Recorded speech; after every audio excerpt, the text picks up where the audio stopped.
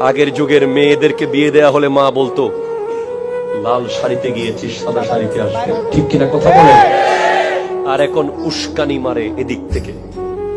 যেই মেয়ে যেই নারী বিয়ের পরে মায়ের কথা, ভাইয়ের কথা, বোনের কথা পরামর্শ নেয় ফোনে ফোনে, সেই মেয়ের সংসার টিকবে না ঠিক মতো।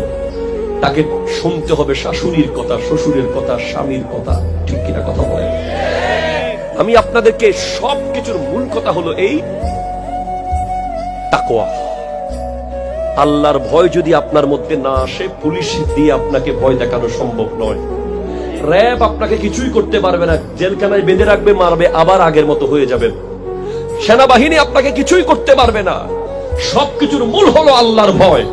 আপনি আপনার স্ত্রীর সাথে কি বিহেভ করছেন ওটা আল্লাহ দেখছে, আর স্ত্রী স্বামীর সাথে কি বিহেভ করছে ওটা আল্লাহ দেখছে। আপনি এক